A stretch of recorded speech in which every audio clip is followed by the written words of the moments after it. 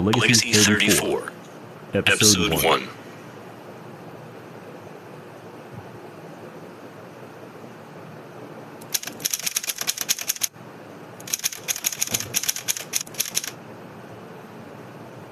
On a sweltering August night in 1957, a tall, lanky southpaw took the mound at Nagoya Stadium to face the home team, the Junichi Dragons.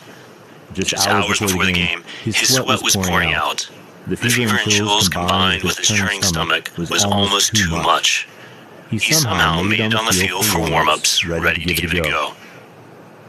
All he did after that was to proceed to pitch perfect baseball, retiring the Dragons in order as they stepped up to face him. As the game wore on, the energy of the crowd as well as their barbs aimed at the pitcher increased, but the stoic pitcher pretended not to hear. To add insult to injury, the pitcher doing the damage was a hometown hero, born just a short distance away from the stadium. After 8 excruciating innings, the frustrated Dragons and their rabid fans dreaded they were about to become an embarrassing part of history. The Dragons trailed 1-0 as the bottom of the ninth began. At this point, their singular goal was to ruin the perfect game and no-hitter. A rally to win this game would be the cherry on top. The pitcher took the mound with a perfect game on the line. Exhausted, but determination was etched on his face. He went up 0-2 to the first batter, and on the third pitch, the batter hesitated and was called out on a half-swing strike 3.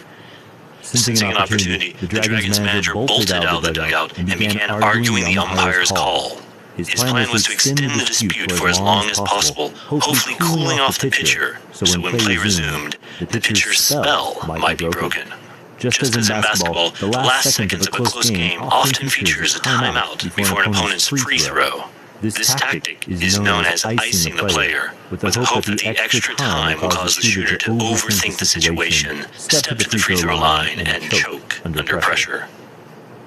Unfortunately, as the argument with the umpire intensified, some rowdy fans got caught up in the emotions, rushed onto the field, and began physically attacking the umpire. Media reports at the time stated that close to 50 fans poured out of the stands onto the field. It took security and officials 43 minutes to restore order, while both teams viewed the spectacle from their respective dugouts. In the end, the decision stood, and it was announced that the batter had been ruled out, and for play to resume. The physically spent pitcher gathered his teammates in the dugout and told them sternly, "Okay guys, there's only going to be 6 pitches, and then we're going home. Got it?" He then strode out to the mound and proceeded to keep his promise. He reared back and fired 6 straight fastballs, striking out the last 2 batters of the game. The Dragons' manager's strategy had backfired. The unruly display by the hometown fans may have spooked his own players, resulting in the opposite of his intentions. Because of this, the tall, lanky, and now unflappable pitcher, Masaichi Kaneda, earned the 4th perfect game in Japanese professional baseball, and went on to chisel his name in the pages of Japan's baseball record books. He is considered the most dominant pitcher in Japanese baseball, but even the most knowledgeable of baseball fans outside of Japan, he remains an unknown entity. Here at Legacy 34, it is our goal to shine the light on this legendary player to a new generation of fans.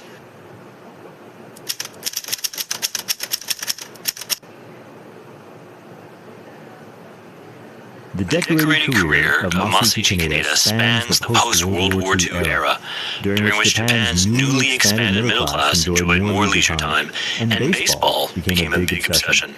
Workers and salarymen tuned in nightly on their newly affordable televisions and transistor radios now in most households.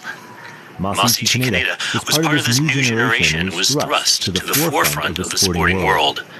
As mentioned before, the young Masaichi was born just outside of Nagoya in 1933 to ethnic Korean parents. The family had no intention of becoming a baseball family. However, Masaichi, plus all 3 of his younger brothers, rose to the professional baseball ranks in Japan.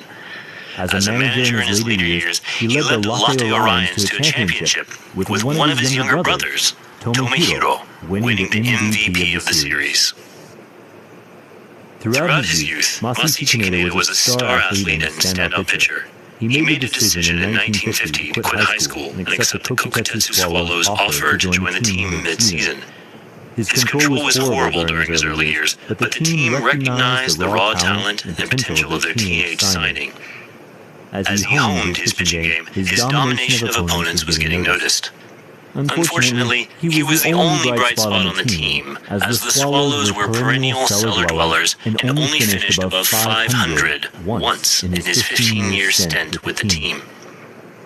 Number 34's notable achievements during his career are 20-plus game winner for 14 straight seasons, a 31-win season in 1958, pitched a no-hitter against the Osaka Tigers in September 1951, pitched a perfect game against the Chunichi Dragons August 21st, 1957.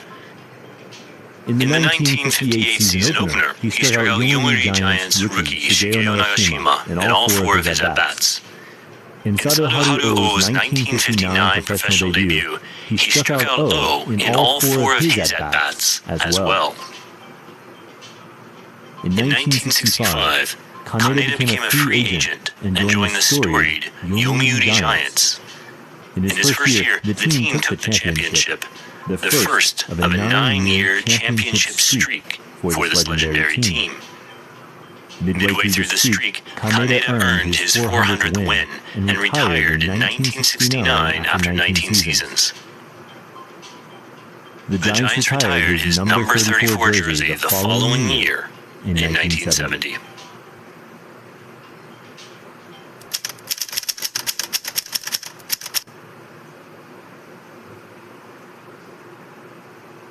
Kaneda's colorful, yet sometimes fiery personality endeared him to his fans, and after retirement, he made a smooth transition into the media world as a baseball commentator. Soon after, his natural charisma landed him appearances on variety shows and primetime entertainment programs. His audience widened beyond baseball fans, and Kaneda became a familiar face on Japanese TV. However, the baseball diamond back in one more time, and in 1973, the Northern Japan-based Lotte Orions offered Kaneda the team's managerial position. He agreed, changed the team's culture, and even redesigned the team's uniforms himself. As if by destiny, the team's fortunes turned around, and in his second season as manager, the Lotte Orions won the 1974 championship, stubbing out the 9-year streak held by his former team, the Yomiuri Giants. The jubilant fans poured into the streets at the Orions Championship Parade. Once again, Kaneda's beaming smile graced the headlines as he hoisted the trophy for what would be his last time.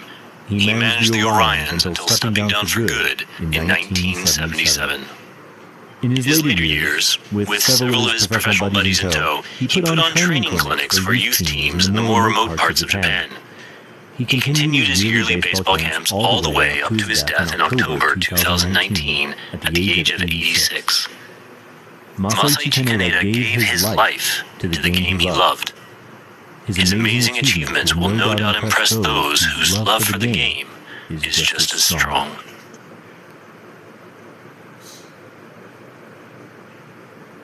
Learn more about Japan's most dominant pitcher, number 34 Masaichi Kaneda, on the Legacy 34 YouTube channel.